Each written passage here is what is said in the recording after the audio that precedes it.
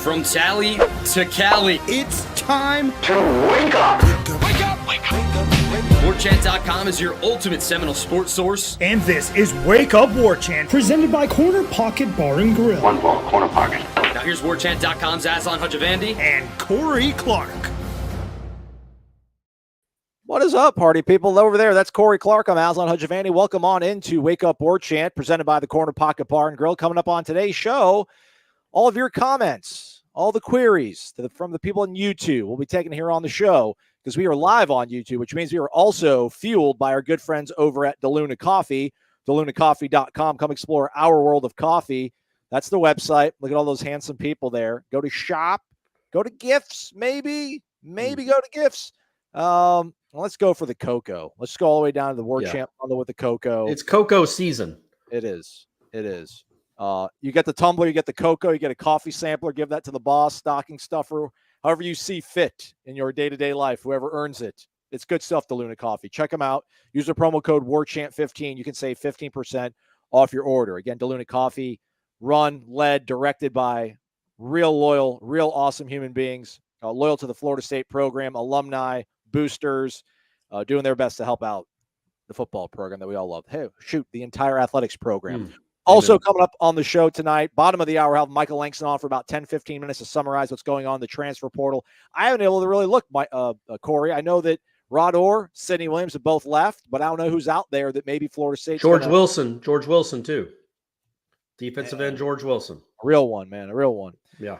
It's brutal, this football game, y'all. You know, if you 2 years, you know, we were always told for so long, Corey, be patient with the guys. Not that they're being told to leave, but like coaches would tell us, hey, y'all, maybe Jimbo, really, you guys expect these guys to play really well within 1 year or two, and if they don't, you kind of give up on them.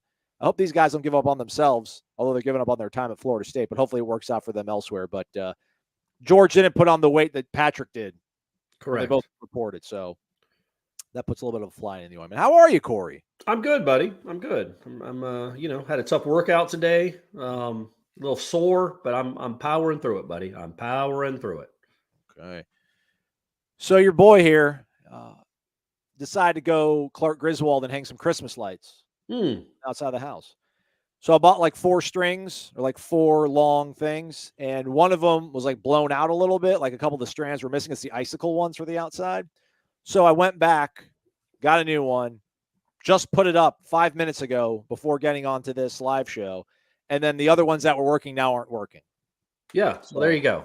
That's why I don't even do Christmas lights. Shouldn't. No point. It's no point. Nobody cares. Nobody's like, oh, that's a good neighbor. And there's unless you're going to be one of the people that just goes crazy.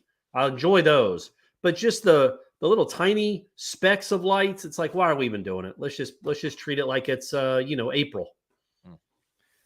All right, course. Right now, I think that means Florida State's up to 8 departures with the news of George Wilson and Sidney Williams, as well as Rod Orr. Williams probably the biggest surprise, if we want to use an adjective or a verb, rather. I don't know about that, right?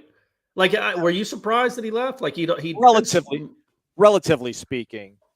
Yeah, I don't think any of those guys are surprises when you think about the modern landscape of college football. Like, where was George Wilson was he in any chance to play next year? Rod Orr didn't seem like he had much of a chance to play next year. And Sidney Williams, I mean, he was starting in 2020. He might have even started a little bit in 21. I don't remember. But he was clearly not going to play any meaningful reps for them. They had moved him between linebacker and safety. So, that Mark Linder is absolutely right. It's roster spots opening up, and you wish these guys the best. The one that I think you might wonder about is, what is George Wilson? What could he possibly become? You don't want to lose all your redshirt freshmen just because they're not playing. You know, I was talking yesterday about how you have to build from within.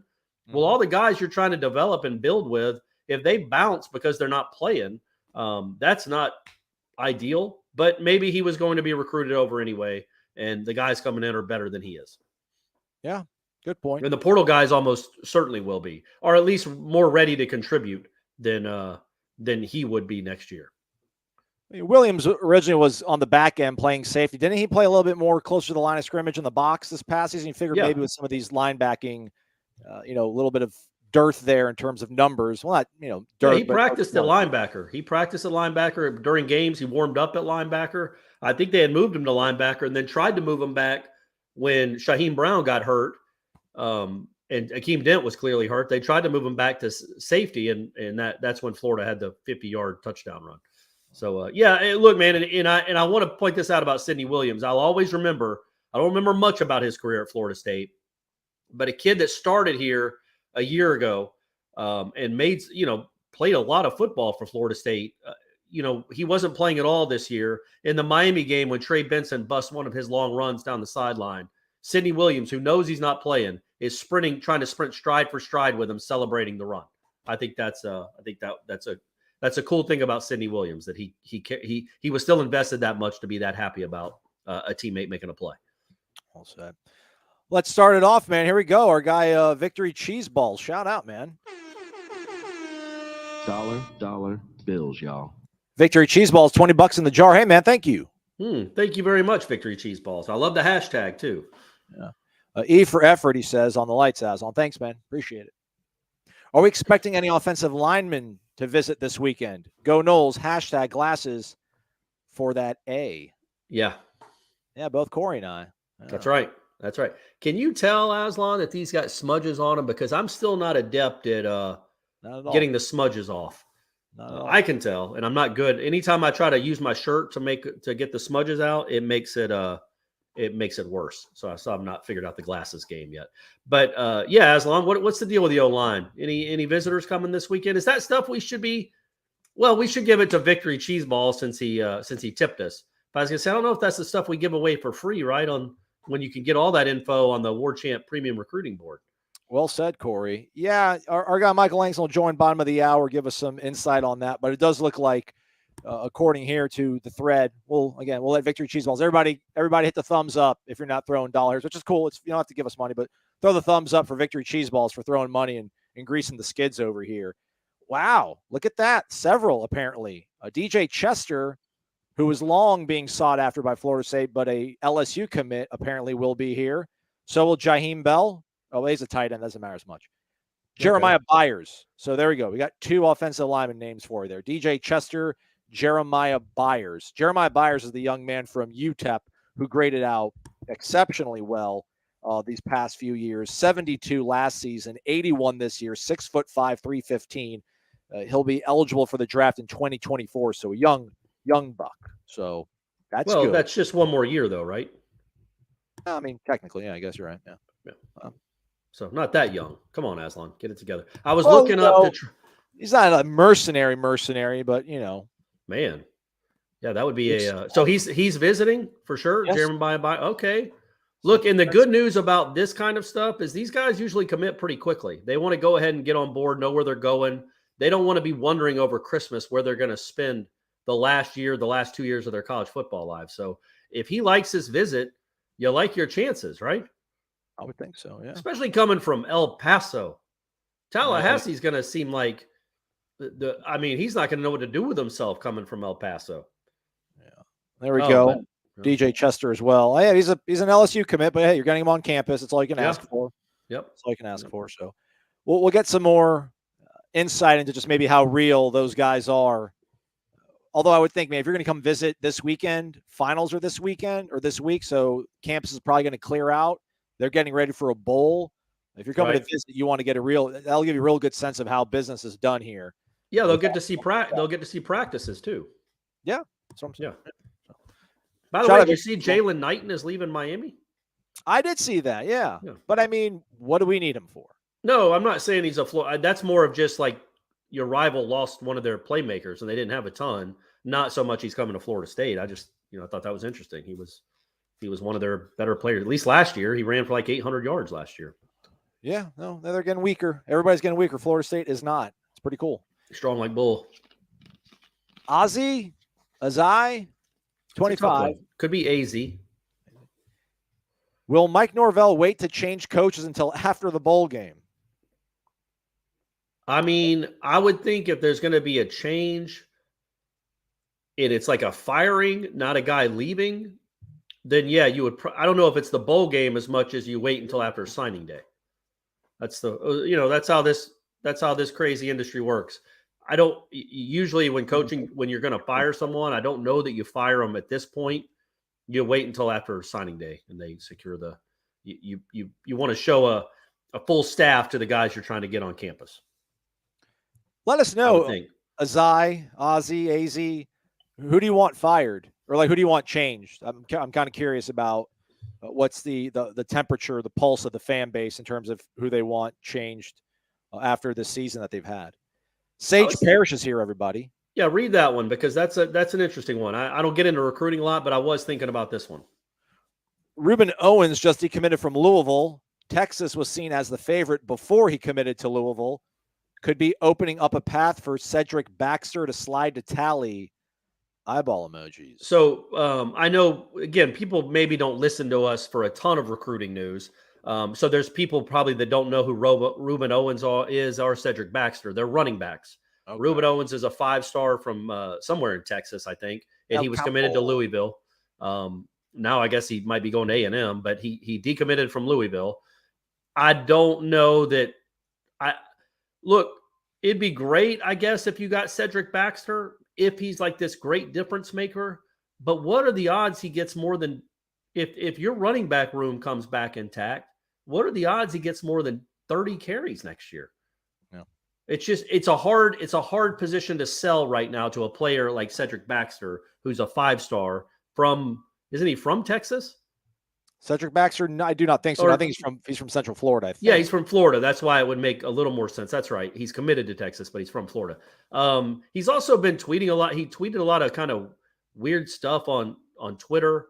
Kind of like seemed like he was maybe trolling Florida State, like trying to get people's hopes up. I wouldn't understand why he would come to Florida State, where at best he's 3rd or 4th on the depth chart. He could go to Texas and be the number 2 guy right away and get 140 carries next year, as opposed to 11 at Florida State, unless he's awesome. Now, again, he might be awesome. I'm just not counting on a true freshman running back being better than. Well, let's see what Trey Benson does, and then we'll maybe Cedric Baxter would be in play, or Ruben Owens, go after him. Yeah, I think that's I guess the crux of the question though is if Owens is decommitted, yeah, maybe that means that's probably more so than maybe I don't know if the door opens for Owens more so than Baxter, but yeah, I mean because Texas, listen, man, Texas showed what they'll do with Bijan Robinson. Yeah, they will feed him constantly over and over again. Which the thing about Texas though, they have a history of doing that with their starting running backs, but those 2nd string and 3rd string running backs aren't having a lot of fun. They watch their teammate get 34 carries and they get 2. It's a little more spread out at Florida State, so maybe that's a little more appealing. I don't know. Yeah, we'll see how it goes, Sage Parrish. Thanks for the question, man. We appreciate it. Did we answer it? Probably not, but we tried. Carol Palalis, no one's leaving so far is a surprise, but I wish them all luck. Accurate. Yeah. What about Johnny Wilson or Trey Benson or even Jared Verse? When do you think we will know about these 3, Corey? I mean, I would be very surprised if Johnny Wilson left. I'd be pretty darn surprised if Trey Benson left. And then I would be surprised if Jared Verse stayed. But that said, I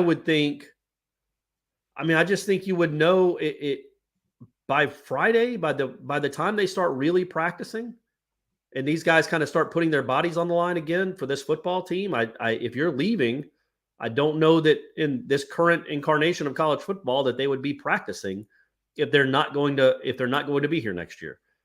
So I would think within the week, Carol, would be my guess. I don't know why else. There's no reason to wait. The only reason that something could change. Remember, Auden Tate, he had a big game against in the Shreveport Bowl, and then went pro. So I guess technically that could happen. And trust me, I think that everybody on the Florida State offense is going to have a big game in Orlando. So maybe they want to put one more game on film and then really think about a decision. I just think Johnny Wilson and Trey Benson likely coming back, Jared Verse not. And I would think if you're not going to come back, or if you are going to come back, if you know you're going to come back, go ahead and announce it. Go ahead and make that thing a reality. Let's go.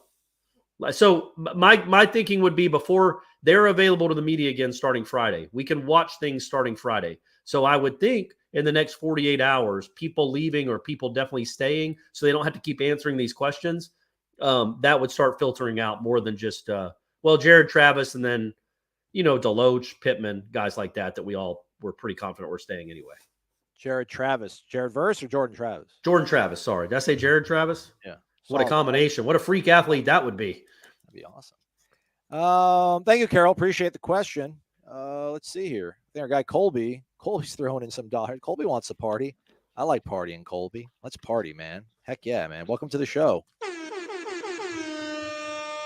Colby Perry with $20 in the jar. Thank you, Colby. Happy holidays, boys. Merry Christmas, Colby. Happy holidays, Colby. Happy holidays. Trying to get to the bowl game, but these flights from the Northeast are a bit high. I can only imagine. Glad these guys were leaving in a classy manner. Much love for Gaynor and Helton. Thoughts on safety transfers? I think I'd like some, but Corey doesn't think it's nearly as urgent as I do. I think you could get one. I think one is the way to go. Transfers obviously implies plural. I don't know that you need two. You also have to see how everything shakes out. Maybe our man Jamie's going to stay.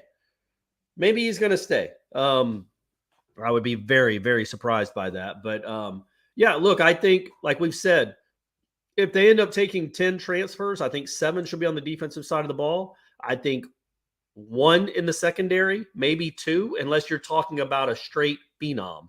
Then whatever. Go get you 3 corners if they're all awesome.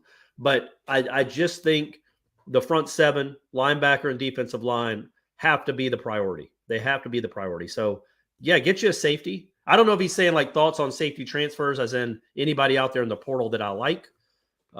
Trust me, guys, the only thing I'm thinking about right now in the portal is getting that kid from Illinois in there. I don't know what he's waiting on. My man Newton, just not sure what's going on there, but getting him in the portal. By the way, I saw that on the premium recruiting board.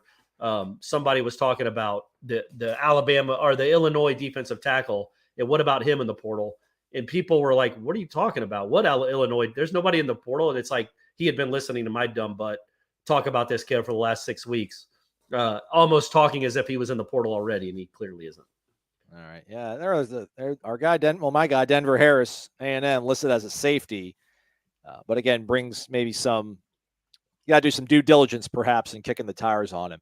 Hey, you're going to say he brings some baggage and his baggage is Louis?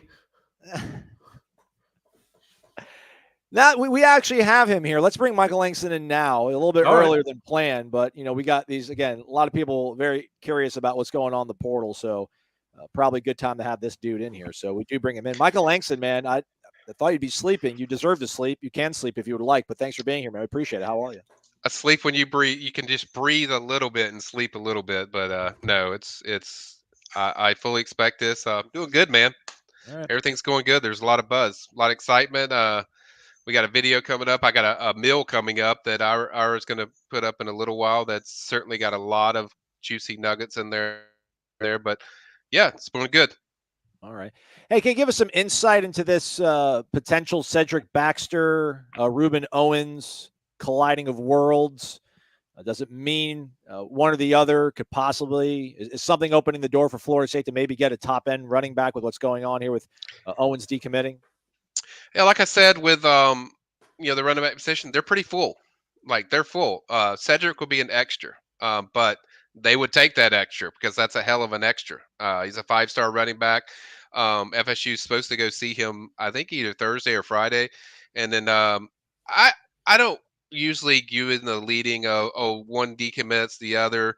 But it's certainly something to monitor. If Reuben did end up at Texas, I think that certainly opens the door for FSU to have something more to work with. But I think FSU's pitch all along with Cedric was to be like, look, we're not going to wear you down. We're not going. It's not just one back. Like, look at our offense. Look what FSU does yards per carry about all our guys. Go look at every single one of them and how they do yards per carry and the way we utilize our running backs. I think that's kind of FSU's message. So I don't think that really changes. Now, if Reuben goes to Texas, certainly it could open up some possibilities. But I was always told, like, before this week started that they felt like FSU is right in there, but probably likely stay with Texas. But maybe this shifts some. I don't know. We'll have to just wait and see what the pursuit is like for Ruben. How about some of these offensive linemen guys? I'm sorry, I spilled the beans from the PRB because our guy Victor Cheeseballs threw us money. I'll forward the dollars over to you, Michael. But DJ Chester, Jeremiah, what was my guy's name here? Jeremiah Byers. So both those guys will be on campus. How the tough pulls or legitimate pulls, good shots? I think Byers is a very legitimate pull. I mean, a lot of people gave me crap when I told him like he hadn't been offered yet. I think Atkins wanted to see him in person to make sure you check out because you never know. Height and weight can be fluctuated. If a guy doesn't look what you're looking for, then certainly you're not ready to offer. But I think there was an indication of possibly offering. But I think that's a guy they like. He likes a lot. He covets him. I think he's going to be on campus this weekend, from everything I've been told. Alex Atkins also went to visit Casey Roddick, Colorado transfer, offensive guard. A lot of what you're hearing is interior. I think the main focus for FSU in this portal is interior. They want interior guys. That's the point where they want. And then the best available, I think they would take a tackle when they get to that point, if there's room and they do that. But I think they would like to take a tackle. But I think all the focus is really the interior. Guys like Casey Roddick, guys like, I'm not going to give the last guy away because I'm not going to give everything away in my mill. But there's one more guy that is in the South that I will cover in the mill that is certainly a guy that I expect their pursuit to be for FSU. And there is a tie to Alex Atkins. So I think certainly they're going to push hard for that guy. So, but I think all three of those guys, people know the third one eventually later, but I think all three of those guys are going to be guys that they're heavily pursuing. And I think with Atkins, he's not a guy that rushes to the portal. It's like, and just like, hey, I'm going to take that guy because he's talented or he's a ranked. It's like, if he doesn't pass the stuff that Alex looks for in offensive lineman, he has no problem taking his time. But I think with these guys and Roddick and Byers, I think he really likes kind of the mindset, the skill set, the background, the culture, what they're going to bring to this program if FSU were to land somebody like those guys. So I think that's been kind of the focus. Michael, do you think they're hitting the portal right now with the thought that they have to replace Fabian Lovett and Jared Verse, or do you think they really don't know? Because I have to imagine if you're looking at a defensive end that wants to come in and play immediately, he's going to ask about Jared Verse, and a defensive tackle is going to ask about Fabian Lovett. So what do you tell them? I think what they're doing right now, they're showing guys they're interested in, but I don't think they know. Corey, I don't think it's like, oh, they can tell them like, oh, Fabian's leaving or Jared Verse is leaving. We don't know. Those guys surprise me. I think it's more so defensive tackles because we know the Daryl Jackson kid from Miami. I think he entered a portal today. Yeah, and he's likely coming back home. So that's one you'll have in there. But I think there's another spot where Derek Hunter, a JUCO defensive tackle, was supposed to visit FSU, and the visit was called off. So why was that called off? Could they have something, whether a guy that's out there in left field, or could they have a guy returning that maybe they didn't expect? So okay. I think it's a wait and see to full pursuit of that stuff. I think they're honest about it. Like, look, we don't know if they're going to leave or not. We know we like you. We'll push for you. But I think they're very forthright about what they know. I don't think it's like a lot of sales pitch type of crap. It's like, this is what we know, and this is the situation, and this is kind of what we're looking for. Now, if by some chance, say either like Verse or Fabian come back, it certainly changes what your pursuit is in the portal. Yeah, absolutely. A defensive tackle, if somehow Fabian shocks everyone and returns, you're obviously, if you're getting the Jackson kid, you're obviously not going to recruit anybody else. I think you're set there. And then two, on the defensive end, if Jared Verse returns, the chance of you going after another end is kind of up in the air what you're going to do. So I think this dictates a lot of what they're returning or not returning is really going to where you're going to tell you what they do. What about the back end? Do you think how much of a priority is safety, or is cornerback more of one, do you think, right now, Michael? I think safety is 100% the biggest and most important thing in that back end. I mean, they need safeties. Odds are you're probably going to lose Especially if Jamie leaves. Right. You're assuming that. You're anticipating Jamie leaving. Yeah. But so you need something to replace that. And you don't have a lot of depth. I don't cover the team like Corey and I do, but I mean, based on what I saw, there's not a lot of depth out there at the safety position. And you're still waiting to see what Akeem Dent does. So, you have several guys. So I think the safety position is the position I hear the most, Aslan, of consistently like, we've got to get a safety. We got to get. I wouldn't be surprised if they added one or two. So I think safety is the most important thing. Certainly, corner, they want to get a couple, maybe one or two that certainly can fit what they're looking for. The kid from Virginia, his name kind of escapes me. That's the kid. Ventrell Cypress. Yeah. Ventrell McDonald. Yeah, I think that's the guy that's probably the top dude, that they're focused on. So I think that's a guy that I could see visiting FSU. I think it's fairly likely that he's probably going to check out FSU, see what they're about. And he's got a lot of suitors. But I've tried to tell people, like, when this portal stuff started, it's like, am I saying FSU is the destination for transfer portal? No, but I will tell you they are a top tier transfer destination because of what they do on the field. Like, you look at their team, like most of their teams, like running back Trey Benson, Johnny Wilson, Micah Pittman, Jared Verse is a transfer. A lot of your transfers from the offensive line. So their production from the portal makes them extremely attractive, maybe even more so than teams like top teams that you would expect, like Alabama or somebody, compared to FSU because of what they've done with the portal. Tough question. I know, Michael, I hate asking tough questions, man. When I don't like being asked tough questions, but man, do we know numbers wise, like what you could see them going for in the transfer portal? Is it more than 6, like less than 10? I mean, is it between 6 and 10? Like what kind of range do you think there, or is it all going to come down to who puts their names in there and who ends up leaving here in the next 48 hours? Well, I think it's subjective on, the guys I mentioned. If, Verse or Lovett come back, then it lessens. But the number I was always told was 7 to 9. That was the number I was told. Because I think you're probably going to more than likely take 2 or 3 on the offensive line. That's kind of the gist I get from that. You're likely going to take a linebacker or 2 from the portal. You're certainly going to take a safety, at least 1. I think corner, you're probably going to take 1 as well there. And then, like I said, defensive line kind of dictates what happens with the guys that you have. All right. Chappie asks about the Mater, kid from Boston College. Yeah, he's originally from Orlando. Certainly a guy they offered. He was kind of one of the.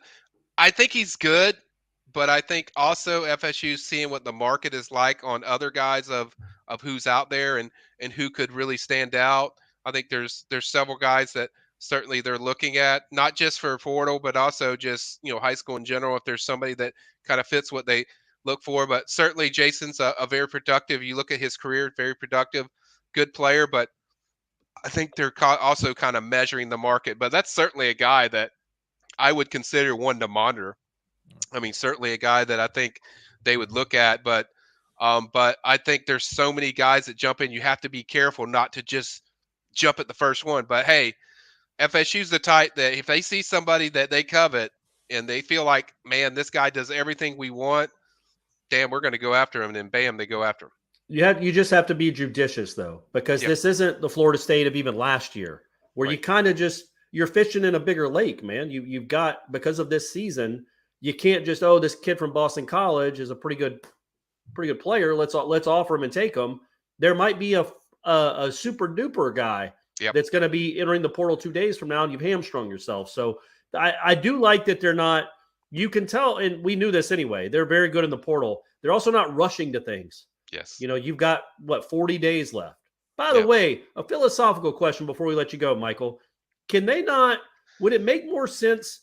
It seems crazy to me for these coaches to be recruiting high school kids and transfer kids at the exact same time for the next 2 weeks, 3 weeks.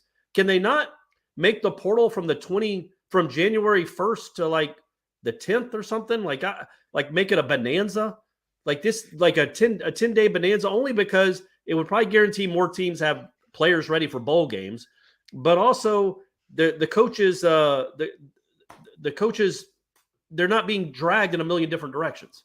Yeah, I mean, and I think they'll have to do that at some point. Obviously, we know the month of December, that's all portal. That's the whole month. You got to get it done. Obviously, I think you got 1 month or something like But that. then can you move the high school stuff up or back or something? I think that's why I've said on the PRB that if you're a high school recruit, man, you better get in your place before December because it will get tricky after that. Because even if the portal guys say that's done, you still don't know if you're going to have a spot there if those places have a spot. So I agree with you. Isn't the basketball and baseball, can't you commit in baseball and basketball like in November, like middle of November, I feel like you can sign? Maybe they should do that. Yeah, for high school that's their early signing period. I think there's a place where you're going to have to adjust the time frame of each one with high school and certainly the portal because you're going to have visits this weekend with portal kids visiting. You're going to have a high school kid. I mean, you're going to have it all the interaction. So it's a lot to juggle. And then not to mention the travel. These coaches are jumping on planes, going Texas El Paso or whatever, to go see a offensive lineman or whatnot. So I do think they need to have more organization and structure to one set and then the other set. But I do like the fact that they at least curb this stuff, not just for my liking, so I don't have to be doing portal crap till July, but just at least they organize in a month where bam, it's done. Yeah, good point. Yeah. All right.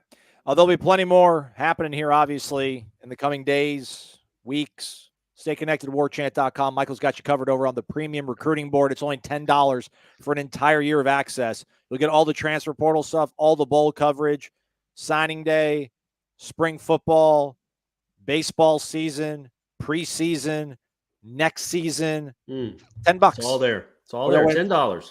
More videos coming up. Hit the like button, guys, by the way. Yeah, you tell them, Michael. I was going to say that. Look at that's awesome. Thanks, Michael. Appreciate you, man.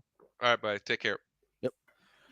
Michael Langston, everybody, letting you know what's going on in that crazy, crazy little thing we call the transfer portal. It is crazy, though, that you're putting together your roster here in these next 2 weeks with 22-year-olds and 17-year-olds and trying to figure out I wonder if portal guys even care who you're bringing in out of the high school ranks. Probably not.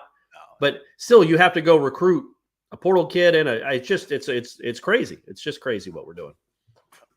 But there you go, man. 7 and 9 guys for the portal. I like that, man. I mean, again, it sounds like if they're going to prioritize interior linemen, that's obviously because of Dylan and Dimitri leaving. So maybe that does kind of show that they do like what they have here, what they have developed, and they just kind of want to replace what's just going out the door immediately. So always good to kind of see that sort of stuff. And you still have Bless Harris. You might have Caden Lyles. Again, when you think about the portal, Winston Wright feels like a portal addition because you didn't see him at all last year. Not that you need any more receivers, but he might be the best of the bunch. We haven't even seen him yet. Yeah, no, man, really well said about I can't believe I just saw my screen there. He's back. He's back, man. Let's go. What?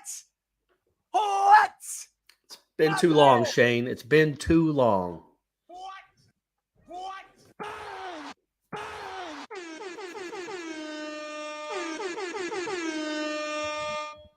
You can get a lot of extra Christmas lights with that, Aslan.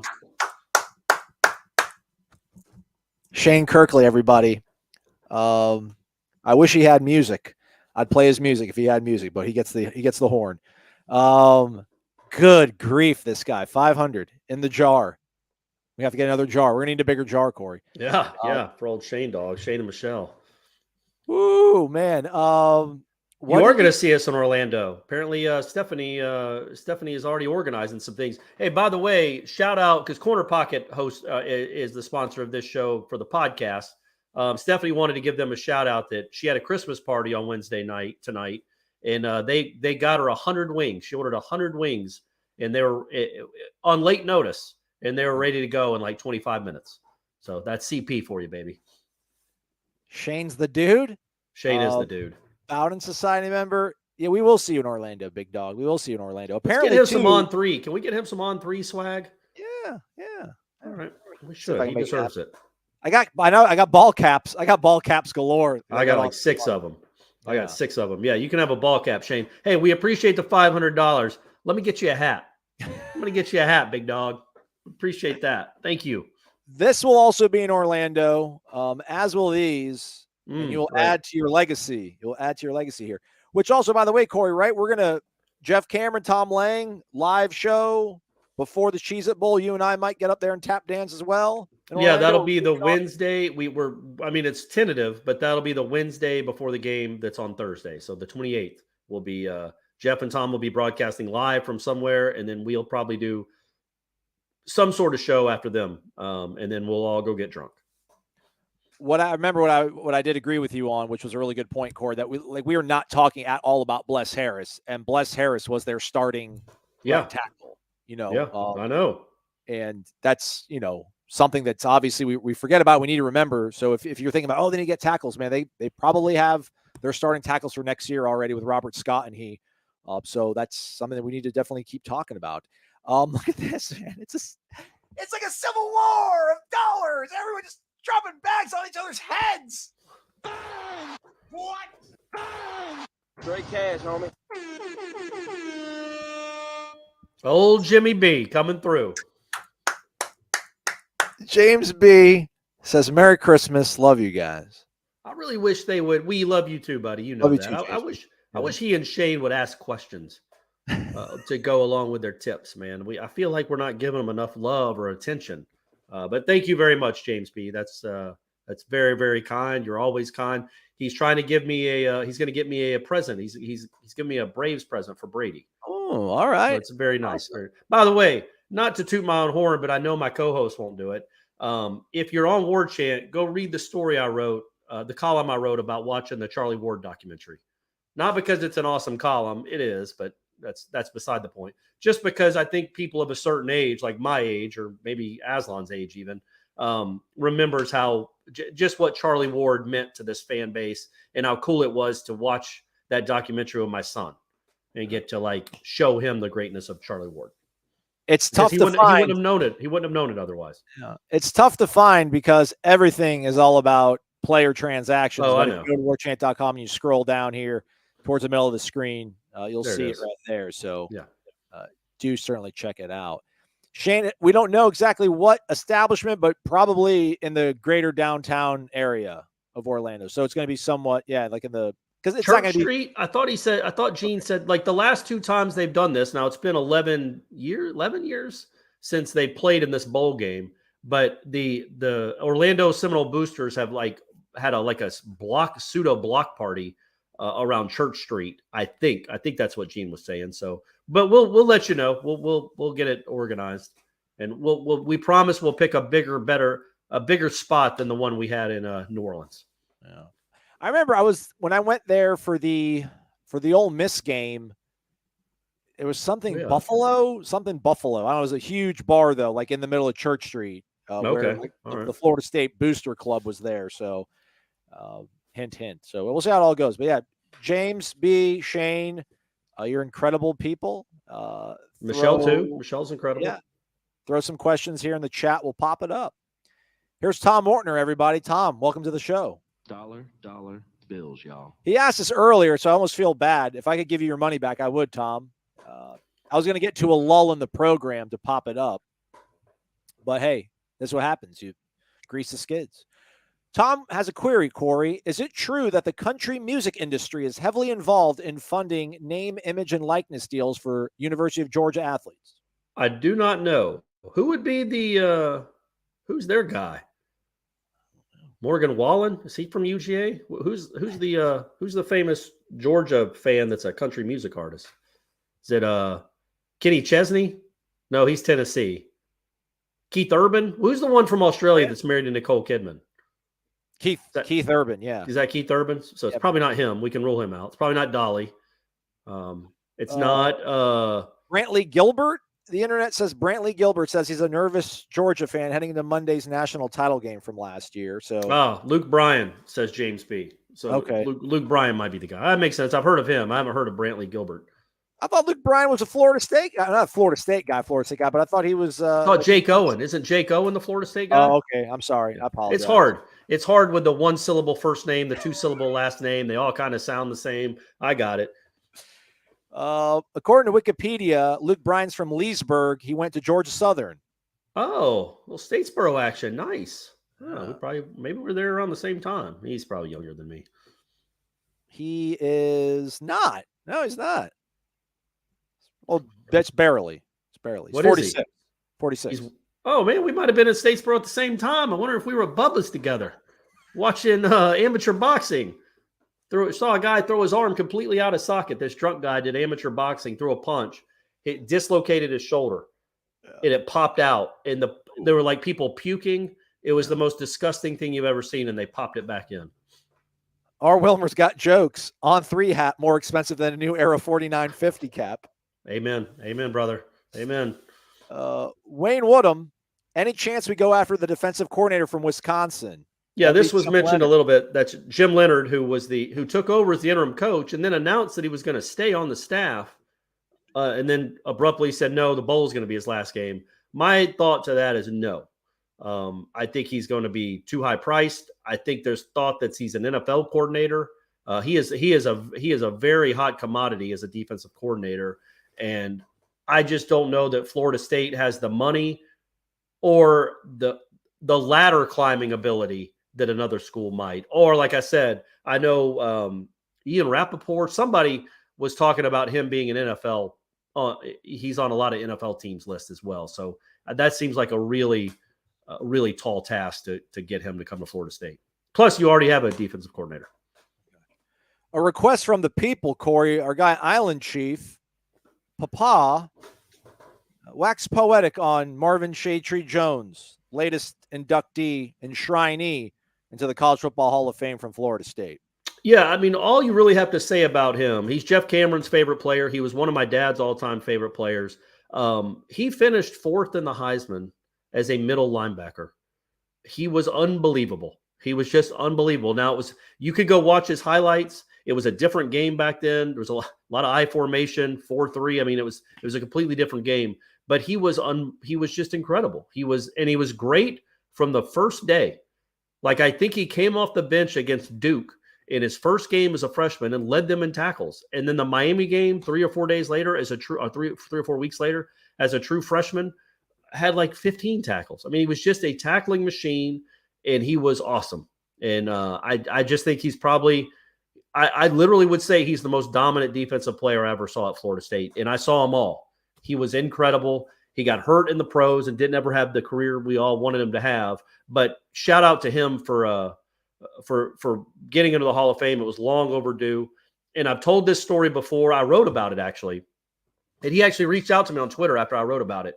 But we were talking about Charlie Ward in the 92 game, the 92 Clemson game where Charlie Ward threw 4 picks and then led him on the game-winning drive.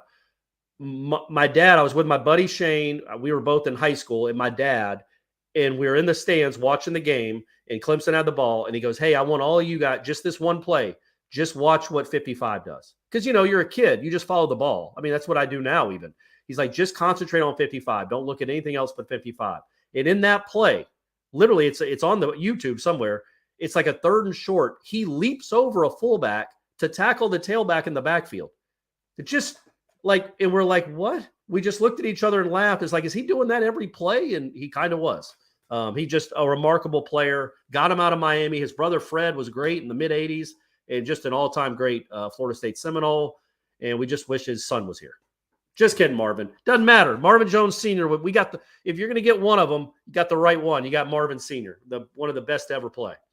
There you go. There's a photo of him from last night's festivities in New York City, which, by the way, we're going to be able to speak to Dylan Gibbons tomorrow evening after he's done being honored for his captaincy on the All-Works All-State team. Oh, so, all right, adding to the trophy case, Florida State players doing it big. Pensacola Packbuster, with all these guys returning, guys, and good transfers coming in, what do you predict our opening rank to be? Will we go into the season as a highly ranked team? For the purpose of this, Corey, let's assume Fabian, Jared, and Jamie are gone. Okay, yeah, I just think if they take care of business in Orlando and finish with 10 wins, and the people that vote on these things see that Jordan Travis is coming back, along with a lot of offensive talent from a great offense and some serious portal talent that they added, which they will, I would be surprised if they're outside the top 12. I think they might be as high as 10 or 9. It shouldn't matter, I promise, but it will matter what they do in the bowl game. 10-3 is different than 9-4. The last impression you make, if it's a 40-32 loss, you're going to lose spots. You're still going to be ranked in the preseason, but not as high as if you win 45-9. So, yeah, I would say somewhere in the neighborhood of 10-14 is where they'll be ranked. I wonder, who do we know? I mean, we know, but I don't know offhand. I'm trying to Google it. My computer's the worst. Who does Clemson got in the Orange Bowl? Tennessee. Tennessee? All right. Get it? It's the Orange Bowl. Yeah.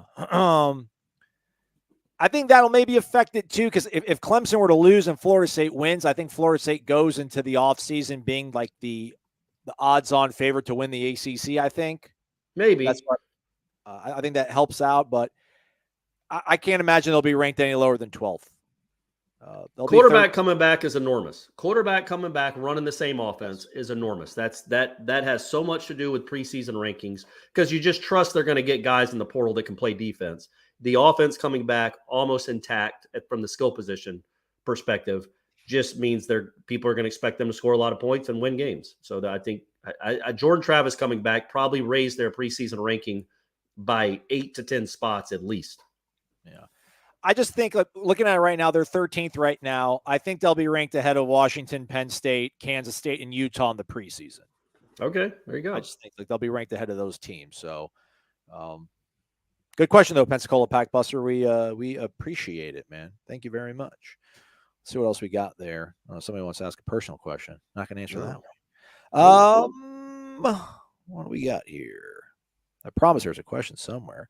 Yeah, I mean, we don't have an answer to this, but we'll use it to stall some time here. Why did it take so long for the College Hall of Fame to recognize Shade Tree? We don't have a good answer on that one. We don't know. Too, right? What? Is work done in it yet or no? I don't know. It's hard to keep track. I don't think so. I get it. There's a lot of great college football players, and they've got to tick them off the list. What I don't understand is like one guy that graduated in 2002 gets in before a guy like Marvin that graduated or left in 92. Like, I feel like it should be like the MLB where 5 years or 10 years after you're done with your college career, you're now eligible. But it just seems like there's no real rhyme or reason to what they're doing, honestly. So, I mean, it took Biletnikoff didn't get in until 91. He was catching touchdowns in 64. Derek Brooks, it took till 2016. Dion, it took 23 years after he left. So I don't know. I don't know. Charlie Ward took too long. Who knows? So no Warwick Dunn, huh? No. Oh, that'll change. Oh, it's fun because Mike Haas, who played receiver for Oregon State from like 2002 to 2005, was inducted last night. Yeah, I honestly don't understand it. And nobody's ever been able to fully explain it to me. It might be like each conference gets so many selections, and so the Pac-12 nominated that guy, and so he was on the table, but Warwick Dunn wasn't on the table because they could only take one Florida State guy, and it was Marvin's turn.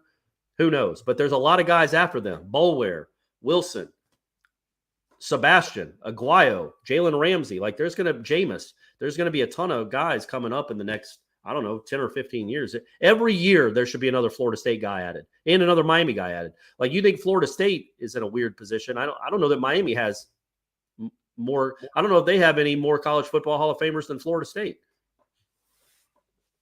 Kyle, get down or lay down. Rumors that the 2013 style uniform will be featured as a throwback next year. Thoughts? I think it should just be the uniform. Yeah. Let's hope that's just not a throwback. It's just the uniform. Yeah, it should be featured as the new uniform. Yeah, no lie. I didn't dive too far into it, but there was a tweet like a week and a half ago, maybe 2 weeks ago, that got replied to by Seminole Equipment Twitter feed, which I didn't take it for like this is happening, but kind of like, all right, like we're aware, like we get it, everybody likes that. We'll see what we can do, but yeah, man, I'd love to see them wear those again. They were nice. They were very nice. And they won games in them too. Do you remember that, Aslan? They seem to perform well in them. Gator Kirk here representing Virginia Beach. Dollar bills, y'all. $7.57. You get it, everybody, right? You get it, right? Yep. He asked earlier about some of the target prospects. I mean, one of them is that guy from Rhode Island, which I haven't seen in the thread that Michael has up there, but Michael did mention him about a week ago. So we'll see if he continues to be one of those guys. He's a good guy. I don't think he was baiting us, but he was asking if, I don't know, have you seen, is my guy Amarius Mims, is he back in the portal? I mean, he's not on 3. He's not in the portal yet. I don't know that he's announced on. Maybe he announced on Instagram or something, but I haven't seen it. I can look. Are you Googling? That's fine. I mean, I went on his Twitter feed. I went on the Twitter machine. I couldn't find it, but I mean, listen, it wasn't like some sort of subterfuge that was happening. Like they thought something was happening, and then a wrench got thrown in the plans. It wasn't like somebody got betrayed. I mean, I think if they have a need and they think he fits it, I think they certainly would go after it. But it sounds like they've got some other guys already coming to campus this week that maybe have somewhat trickled ahead in how they view that. But again, I haven't seen any kind of official. And also, Mims played in that SEC championship game because the starting tackle got hurt, so he played a lot of snaps in that game. He might be playing. I don't know how hurt McClendon is, who's the starting tackle, and he's awesome. But maybe he's playing against Ohio State. Who knows? Yeah. I mean, you got to remember too. I think he just has one more year, man. He can leave. So I don't know if you'd leave what you have cooking up there to come down here and kind of start from scratch in some ways. Let's keep it rolling here. There's our guy. Big ball and smashing, making my ends. It's our guy Mark from Naples. He's on the pillar. He is a pillar. Absolutely. Thank you, Mark. $50 in the jar. We'll see you in Orlando, buddy. We'll see you. Yeah. He says, looking forward to seeing you guys in Orlando. Wake up. If Jared Verse were to return, parenthetically, I really hope he does. That's all of us, though, parenthetically. Over under on 1,500 rushing yards in 2023. What does that have to do with Jared Verse returns, man? You think he means Benson? Okay. You think he means Benson and actually typed out Verse? Yeah. Or does he think Verse is going to be moved to tailback? I think he means Benson. Okay. Well, first, before we get to the important part, what's your favorite Orlando theme park? If it's Jared Verse or Trey Benson, especially if it's Jared Verse, I'm going under 1,500 yards rushing, Mark. I don't think he's going to get there. If it's Trey Benson, same. There's just too many guys. They're not going to give him the ball 250 times. My favorite Orlando theme park. Universal, I guess Universal. I guess. Yeah, I mean, I've only done Islands of Adventure once. That's the one with all the cool roller coasters, but I'm past that, man. I'm not waiting in line for roller coasters. So, what's the one with the Tower of Terror and the Aerosmith ride? Is that MGM? Sure. Okay. Maybe I know a Florida native. I've been the Animal Kingdom. Okay. It's chill. You just get in a car and hope that the bear isn't sleeping. That's all you're trying to do. And you get to be in a little cart. You're not having to wait in line to get on I mean, they do have a roller coaster, I think, but you don't have to get in line. You're not in line all the time. It's like a big zoo. And at my age, man, that's fine. The last time we went with Brady, I was like, I'm never doing this again. I'm just not doing this again. And I've lived up to that promise to myself. You mentioned it earlier in the top of the show about, I think Ms. Carroll had asked about Johnny or Trey coming back. I mean, I think there is a possibility if they go nuts in the bowl game, maybe it does bolster their stock, but I still would definitely shade all my thoughts towards them returning. I would just tell Jordan to throw the ball to Micah Pittman and Pokey Wilson the whole time. Yeah. Johnny doesn't get any throws, and then always keep it on the zone read if Trey's in the backfield with you. Like, you don't need him blowing up. Let him get to his 1,000 and then, move on. Have Trayshawn Ward just keep running in for him. I mean, the thing is, he's going to have over 1,000 yards. He's going to be averaging over 6.5 yards per carry, and he's going to probably have 10 touchdowns. But anyhow. Oh, yeah. 10. He might have 13. He might have 12 or 13. He might have 1,100 yards rushing on like 160 attempts. He should have a big game against Oklahoma. They all should. But I think he would have – I just would assume they make up their mind before that game. I don't know, because I don't know what that – would it be any more impressive than what he did against Florida? Like if you're – against a depleted bad defense, like if you're going to strike when the iron's hot, I feel like the iron's hot right after this last month he had. Well, you're just moving. Why risk – like my point being, I guess, A scout isn't going to be like, man, I'm not sold on Trey Benson. Wait, he ran for 140 against Oklahoma? Well, now I'm sold. Like if you're going to go now and don't risk any injury. Like I don't think there's anything you could do against Oklahoma short of running for 400 yards that would make a scout or a GM think twice about drafting him. I just think he's proven what he is.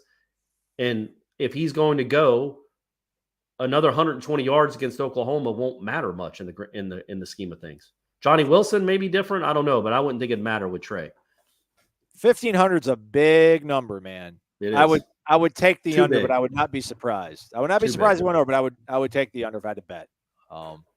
Man, shoot, I don't know. Like, if you said 1,200, I might take the over. Probably would take the over on 1,200. Yeah, I'll take the under on 1,500. I mean, look at what he's got on the screen right there, and that took what 4 or 5 weeks for that to be recognized, to really kind of put all the eggs in that basket of his. All right, Orts is back. I can ask Corey who he voted for or will vote for the Heisman, but he doesn't have to answer me. I cannot answer you, or I'd lose my vote. Just know that of the 4 guys, and I'm not going to say what order it was in, but of the 4 guys that are there, who's all there? Remind me. It's Caleb. Who else is there? I think the TCU quarterback. Yeah, Stetson Bennett, and who's Stroud, Ohio State. I voted for 2 of those 4.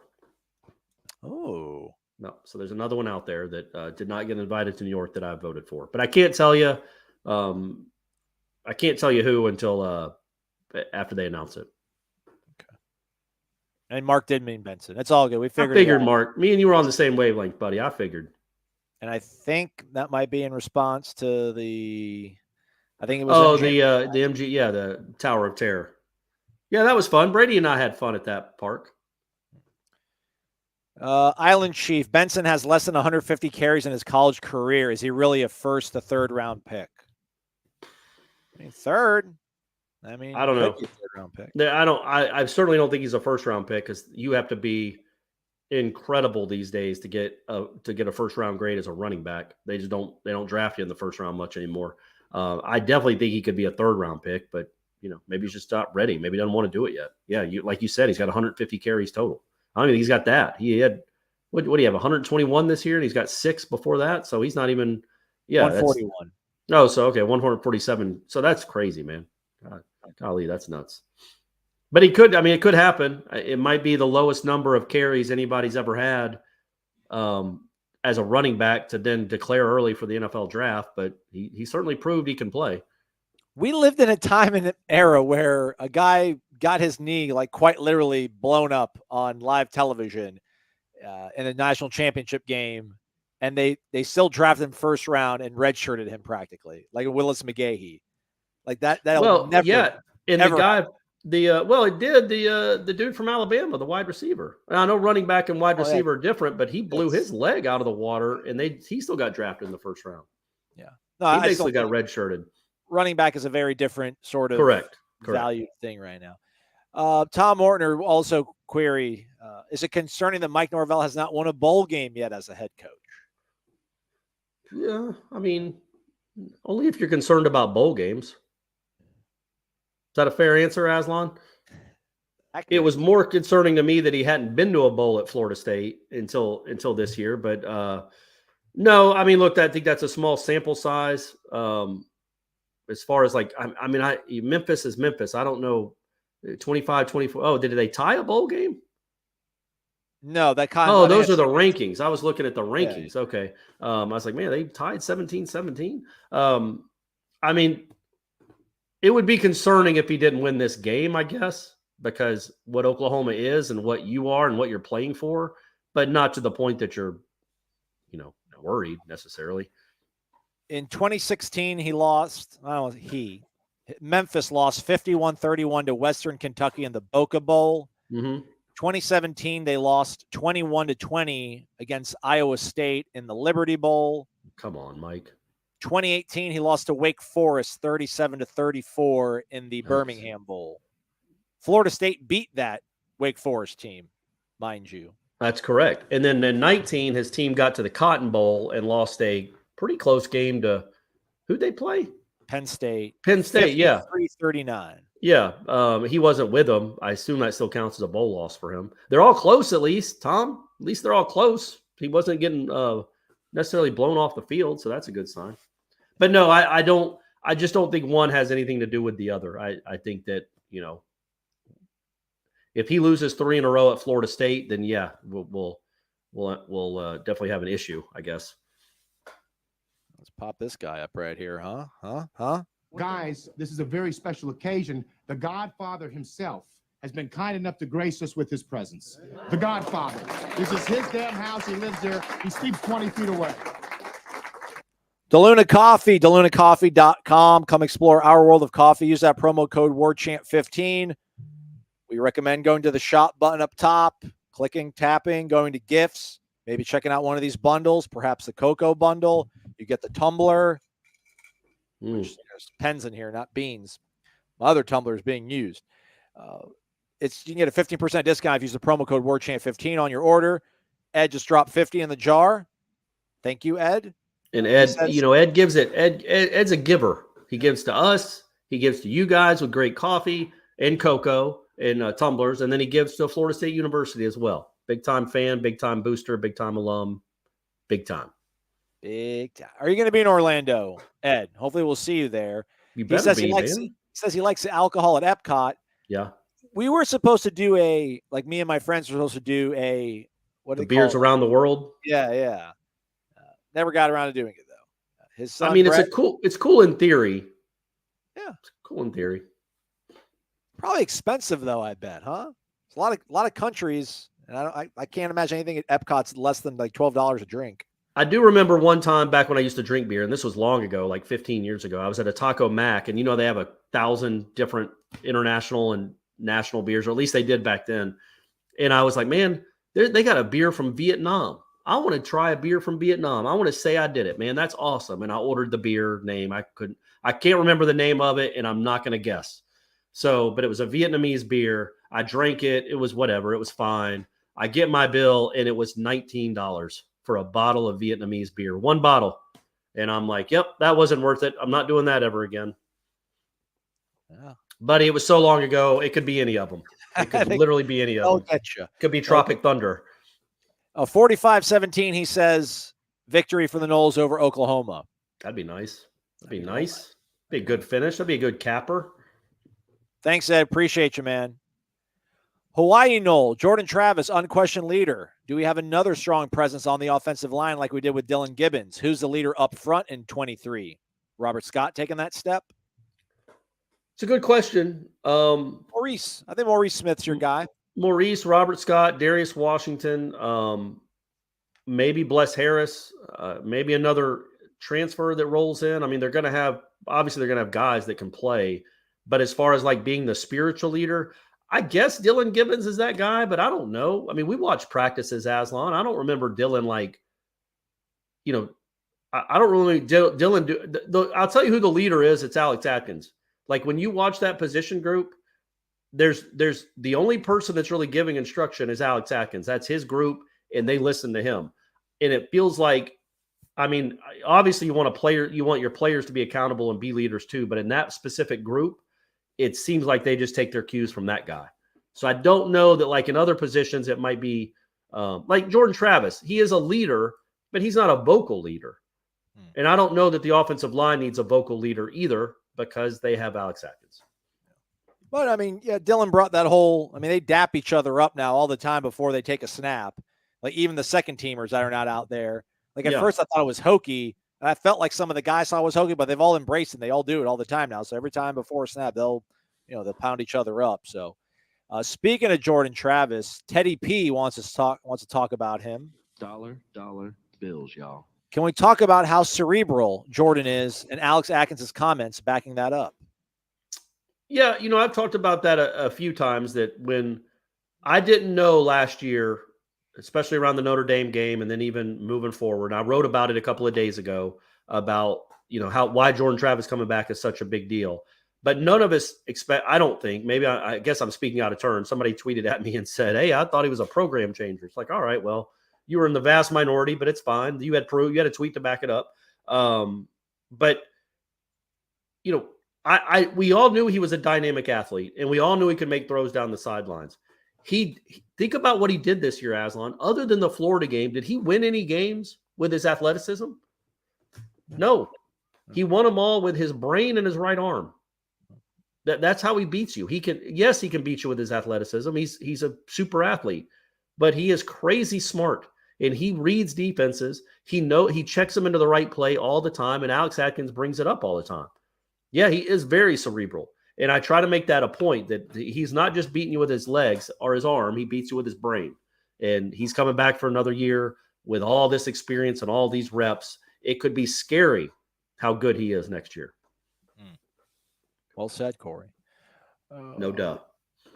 San Antonio Noles wants to throw some scholarships at these ogres leaving Texas A&M. Jimbo owes us. There's some guys out there. I wouldn't mind having on the roster. Yeah, man, they every day it's a couple more guys in the portal, or 5 guys in the portal. So yeah, go get a couple. There's a couple I'm sure they would say yes to if they were interested. All right, winding things down here on the show. San Antonio Noles, if both Verse and Trey Benson return for 23, then might we take it as a sign from the football gods that the Noles will be in the playoffs in 2023? If they both come back and obviously stay healthy, look, man, and as much as I love Trey Benson, and I do, Jared Verse is a much bigger deal coming back than Trey Benson. They are going to run for yards. They're going to have a good running back, 3 of them, no matter what. Maybe not crazy special like He-Man, like Trey Benson, but they're going to have a good running attack, whether he's there or not. Jared Verse is he changes things. And if you get him back and he stays healthy, yeah, I mean, I would think they, like we talked about, I think they start the season around 10. You win all but one of your games, you're going to be in the playoff. And they'd be favored in most of them. James B was asking about the hardship on Lyles. Has he gotten it yet? We do not know that yet. They have not ruled on that. I assume we can ask Norvell again, I guess, later this week. I would assume they'd tell us if he was coming back. Like when they actually get the notice, they would reach out to the media and tell us, but I don't know that for sure. But yes, we do not know for sure. Glad you brought up, though. It's something worth asking these next 3 days when we see them back at practice. Correct. So I'll try to store it up here, James. Shout out Island Chief. He's a subscriber, but he also throws doll hairs at us. Thank you, Island Chief. You're the man, buddy. In 2023 and certainly 2024, it is a real possibility that we could play Clemson 3 times. Do conference championships make sense with the possibility of 4 postseason games in the playoffs? No, I hope they get rid of them. I hope they get rid of them. I don't think if you can't get in automatically for winning your conference, like if you win the championship game of your conference and that guarantees you a spot in the playoff, no matter if you're 8-4 or 12-0, then yeah, have them. But if they're just played for no reason, then don't have them. I don't think you need to have period because man, that's not fair to 12-1 or 11-1 Florida State to play, 8-3 Pittsburgh. Well, they would get in anyway. 11-1 still getting in a 12-team I know playoff. That's the thing though. Like you don't care, and then Pitt's going to come in there and steal like a spot for. And then, but what if Florida State is hovering at 10 or 11, and they're not in the championship game one year or something? Yeah. I don't know how that would happen. Then some other conference snatches up some crazy auto bid over you. I've never understood the purpose of a conference championship game. Truly, I'm wrong on it because they keep proliferating all over the place. But buddy, do you know how much money that thing makes? All of them. That's why it started. So yeah, I don't think they make sense, but that's part of the stipulation though, is that you get an auto bid if you win your comp. So they're keeping them around. What here's a trivia question to go out on. Thank you, Island Chief. What conference championship game that was played cost Florida State a national championship? Big 12, Big 8, Big 10, whatever it was, Big 8 back then, whatever it was. Who? Texas and Nebraska. All right. Well, hey, it's not that easy. I know you know everything. You didn't even let anybody get a chance to think about it. But yeah, it was because I think most people would have said Florida, Alabama, the very first one. Because if Florida would have won that game against Alabama in '92, Florida State would have made the national championship game. But Florida lost because Shane Matthews threw a pick 6, and then Alabama went and beat Miami. FSU 29-42. Any practice video coming soon? 2 days. Maybe. Friday morning or Friday afternoon, right, Aslan? King Drail, guys, does Norvell have a short list of coaches to hire if Atkins gets a head coaching job soon? I mean, look, I would think the way he is, yes, he's always got to be thinking about that. He knows he's not going to have Alex Atkins for too much longer, so he better have a list. And does he strike you as the kind of person that doesn't organize things like that? I do think, and I'm not speaking to you, King Drail, just in general. I'm not trying to be condescending to you, buddy, and I wasn't. I was being condescending to other people. But I think Mike Norvell is so organized and so buttoned up when it comes to that kind of stuff. I think he has 2 or 3 names in mind when that happens, because it will happen. Hopefully it doesn't happen for a couple years. No offense, Alex. I want you to climb that ladder, but I really like covering you, and I hope you stay around. All right. Something came across there that's not important, but want to thank everybody for being here. Shout out to our guy Josiah in the back, making this all happen, keeping it running. Hit the thumbs up on the way out, everybody. We certainly would appreciate that. It does make a difference. Thanks to Island Chief. Thanks to Teddy P, our guy Ed Lemix, DeLuna Coffee, DeLunaCoffee.com. Go check it out. Amen, do your brother. holiday shopping in the comfort of your house. Can't go wrong. Teddy P actually threw us 2 different occasions. I didn't even see the second one. Thank you, though, Teddy P. Teddy P, you're the man. Our guy Mark in Naples, Gator Kirk, Orts, Tom Ortner, James B, Shane Kirkley. Yeah, you guys know what's up. Colby Perry, and Victory Cheese Balls, who started this all off. Without you, it would not be possible. So. Thank you, guys, and thank Michael Langston for coming on, too. What a great time. Absolutely. Scrub all the way to the back if you want some more recruiting insight on that. We're probably done for the week, but Warchant isn't. Everything going on, premium recruiting board in terms of the transfer portal, guys leaving, who's coming in, visits. It's all at warchant.com. Again, hit that thumbs up. Also, subscribe to our page, lower right corner. It's totally free. You'll get all the notifications. You'll know when these are happening before they even happen. Deuces, please, Corey.